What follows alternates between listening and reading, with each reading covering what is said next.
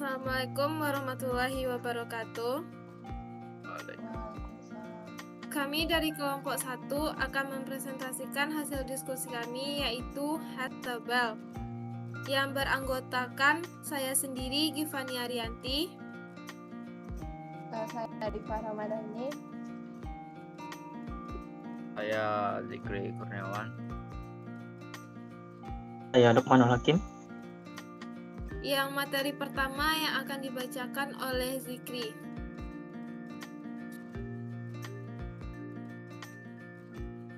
Nah, di sini apa itu hash tabel? Ya, yang ada 2 poin di sini yang akan saya jelaskan, yaitu definisi hash tabel dan fungsi hash pemetaan kunci. Yang pertama, definisi hash tabel. Hash tabel menggunakan array sebagai tabel untuk menyimpan data. Setiap elemen dalam array ini disebut slot atau bucket. Setiap slot dapat menyimpan satu atau lebih record. Yang poin kedua itu fungsi hash dan pemetaan kunci. Fungsi hash adalah jantung dari hash tabel. Fungsi ini mengambil kunci yang Anda berikan, mengubahnya menjadi angka. Angka ini kemudian digunakan sebagai indeks dalam array untuk menemukan lokasi penyimpanan yang tepat untuk rekor Anda. Lanjut. Keunggulan hash tabel. Yang pertama yaitu waktu yang cepat.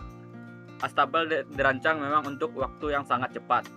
Dalam kondisi yang ideal, waktu untuk memasukkan, mencari atau menghapus elemen adalah 0 atau 1. Yang berarti operasi tersebut dapat dilakukan dalam waktu yang konstan, tergantung pada jumlah elemen dalam tabel. Yang kedua, penanganan bentrok. Bentrok terjadi ketika 2 kunci berbeda menghasilkan indeks hash yang sama. Contohnya yang bernama Dit dan Dita itu kan sama hasilnya. Nah, maka itu tidak efisien. Ada beberapa metode untuk menangani bentrokan yang akan dianjurkan pada slide berikutnya. Ya, pengertian bentrokan. Bentrokan dalam hash tabel terjadi ketika 2 rekor berbeda menghasilkan angka hash yang melalui fungsi hash. Ini seperti 2 orang yang berbeda kebetulan memiliki nomor identik untuk loker mereka. Karena setiap slot atau loker dalam hash tabel harusnya unik, situasi ini memerlukan solusi agar kedua rekor dapat disimpan tanpa kehilangan informasi. Solusi bentrokan untuk menyelesaikan yang itu, salah satu yang paling umum digunakan adalah linear probing, yang merupakan bagian dari strategi yang lebih besar yang disebut open addressing. Dalam linear probing, jika terjadi bentrokan, hash akan mencari lokasi tabel kosong berikutnya dengan cara memasukkan satu ke indeks yang berbentrokan. Jika masih terisi, maka akan ditambah satu lagi sampai ditemukan slot yang kosong. Lanjut.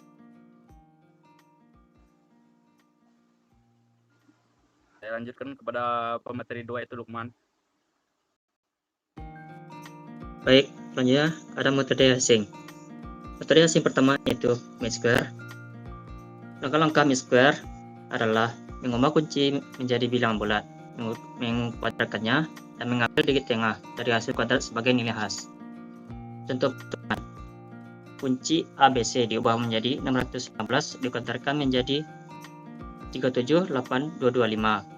Dan diambil 4 digit yang di tengah, yaitu menjadi 7822, dan diambil sebagai nilai hash. Kelebihan dan kekurangannya sederhana dan efisien, tetapi distribusi nilai hash mungkin tidak merata dan rentan terhadap serangan kriptografi. Lanjut.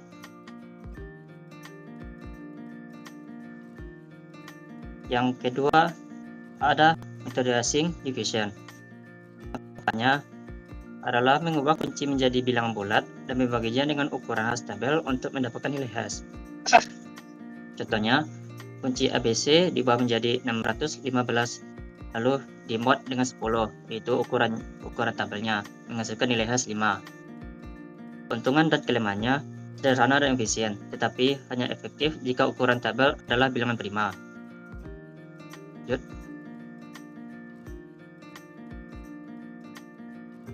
Selanjutnya ada metode hashing folding. Langkah-langkahnya, mengubah kunci menjadi representasi numerik, membaginya menjadi segmen, dan menggabungkan segmen-segmen tersebut untuk mendapatkan nilai hash. Contoh, ada kata kunci programming diubah menjadi representasi numerik, dibagi menjadi segmen dan dijumlahkan untuk mendapatkan nilai hash, yaitu 828. Lalu dimodkan sebanyak jumlah tabelnya, lalu menjadi 0. Jadi letak datanya di 0. Keuntungan dan kelemahan dapat menangani kunci panjang dan distribusi nilai hash yang merata, tetapi mungkin kehilangan informasi yang terjadi polisi. Lanjut. Yang keempat, digit extraction. Langkah-langkah digit extraction. Yang pertama, konversi kunci ke representasi numerik. Yang kedua, pilih jumlah digit untuk nilai hash. Yang ketiga, ekstrak digit yang diinginkan. Yang keempat, gunakan digit sebagai nilai hash atau modul dengan ukuran tabel. Contoh, misalnya programming menjadi 807 dengan mod 1000 yang sama dengan 807. Kelebihan dan kekurangan sederhana dan efisien, tetapi mungkin kehilangan informasi dan distribusi tidak merata. Selanjutnya, ada metode rotating hash. Langkah-langkah rotating hash yaitu pertama, konversi kunci ke representasi numerik. Kedua, tentukan jumlah rotasi. Yang ketiga, lakukan rotasi bit atau digit. Yang keempat, gunakan hasil rotasi sebagai nilai hash atau modul dengan ukuran tabel. Contoh, programming setelah rotasi menjadi 718265777737882798 dengan mod 1000. Kelebihan dan kekurangan, distribusi nilai hash lebih merata tetapi lebih kompleks dan mungkin kehilangan informasi. Yang keenam, ada metode truncation. Langkah-langkahnya ada yang pertama, konversi kunci ke representasi numerik. Yang kedua, pilih jumlah digit atau bit untuk nilai hash. Yang ketiga, potong dan gunakan bagian yang diinginkan. Yang keempat, gunakan potongan sebagai nilai hash. Contohnya, programming 807. Kelebihan kekurangan sederhana dan efisien, tetapi mungkin kehilangan informasi dan distribusi tidak merata.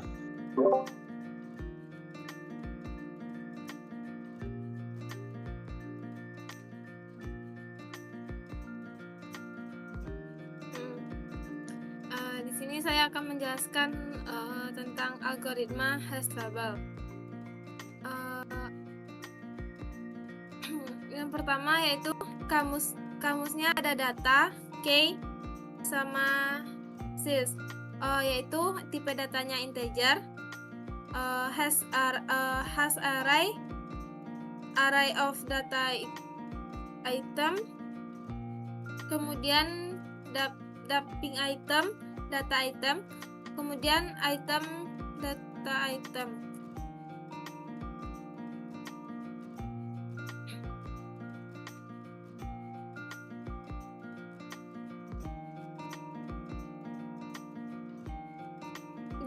Di sini ada beberapa tipe data yaitu yang digunakan dalam algoritma.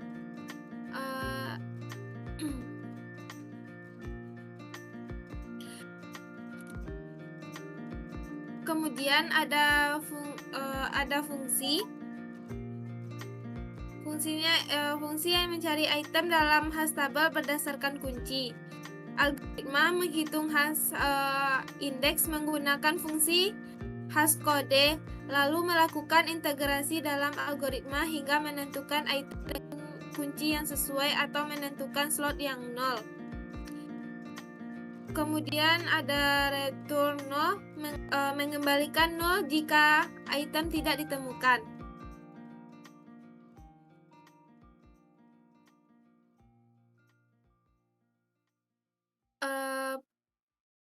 Ada juga prosedur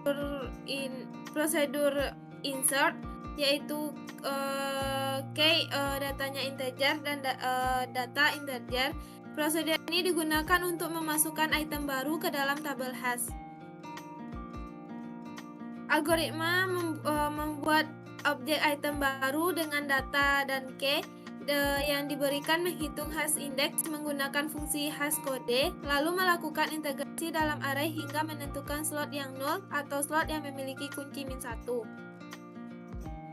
Mungkin menandakan slot kosong atau delete. Setelah itu memasukkan item ke dalam slot tersebut.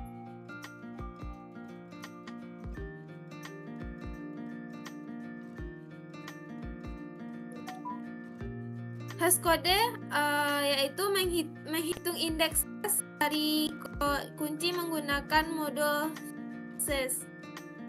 Kedua, sort mencari item dalam tabel hash berdasarkan kunci.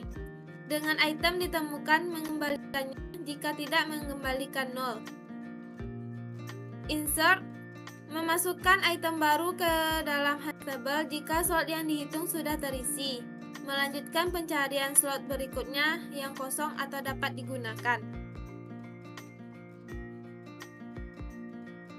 Selanjutnya yang akan disampaikan oleh Cipah. Selanjutnya kita akan masuk ke pembahasan program. Di sini ada kelas data item. Kelas data item ini adalah kelas yang mempresentasikan satu item data yang akan disimpan dalam hash table. Setiap data item memiliki atribut iData yang merupakan kunci unik untuk item tersebut. Yang kedua ada kelas hash table. Di sana mempresentasikan hash table. Kelas ini memiliki array yang bernama hash array untuk menyimpan objek data item.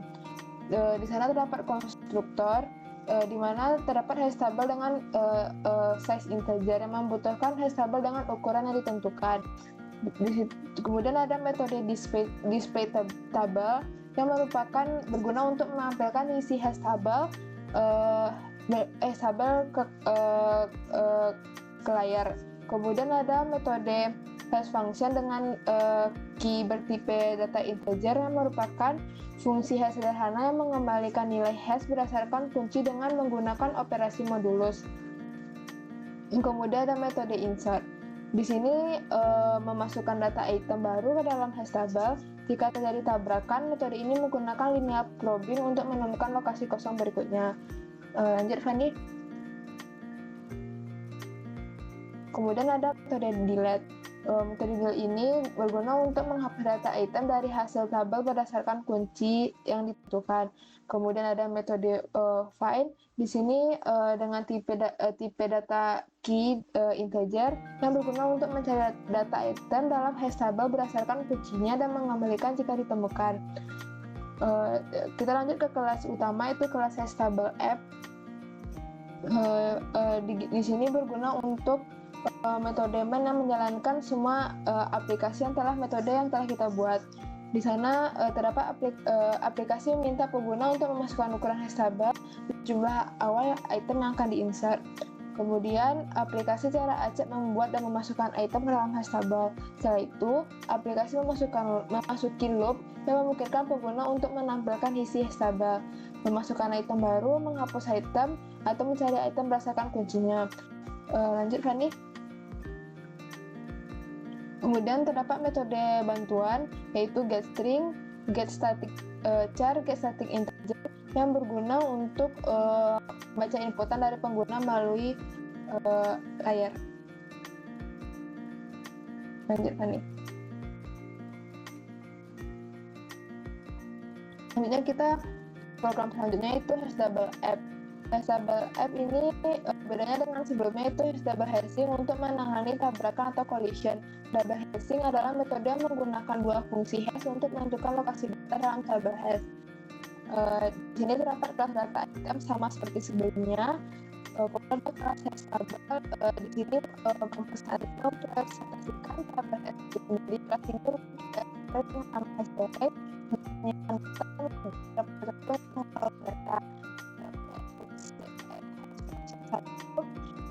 dengan tipe integer satu ini berguna untuk mengembalikan data tertutup. Kemudian yang kedua satu ini berguna untuk mengangkat kemudian insert masuk semuanya dan display.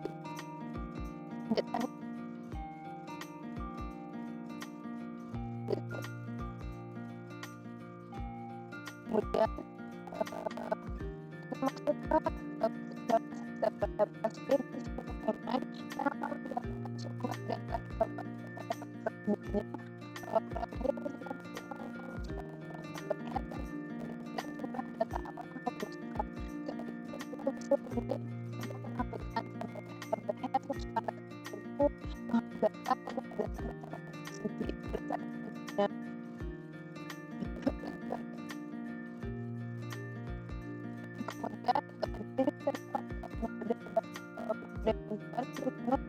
aja potret bunga. Jadi kita lanjut ke misalnya ini adalah mengimplementasikan prinsip Head menggunakan teknik training untuk menangani tabrakan atau collision. Jadi adalah metode pemeriksaan interface menghasilkan suara pada untuk melihat tidak bisa dengan sama. Pada metode ini terdapat strategi untuk mempresentasikan teknik dan memiliki aktivitas merupakan kunci penting tersebut. Yang bukan untuk terapis.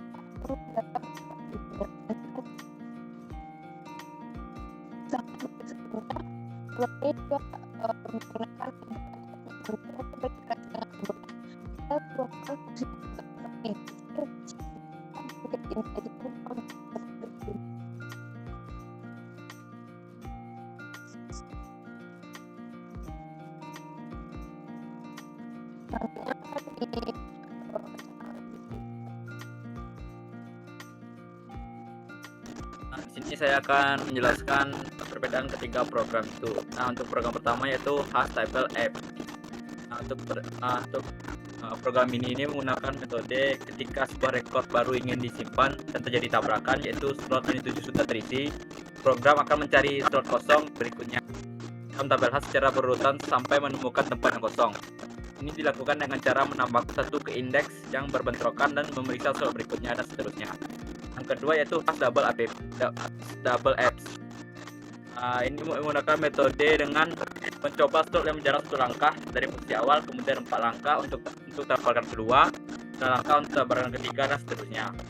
Yang ketiga yaitu program App yang namanya Chaining. Setiap sel atau slot dalam tabel dapat menyimpan sebuah linked list. Nah, ini memungkinkan satu data atau lebih itu di dalam transaksi yang sama menggunakan linked list. Nah, sekian. Akan ditutup, Ani. Sekian presentasi kami mengenai dengan Hastable. Apabila ada kata-kata kami yang kami mohon maaf. Saya akhiri dengan Assalamualaikum warahmatullahi wabarakatuh. Kata-kata saya.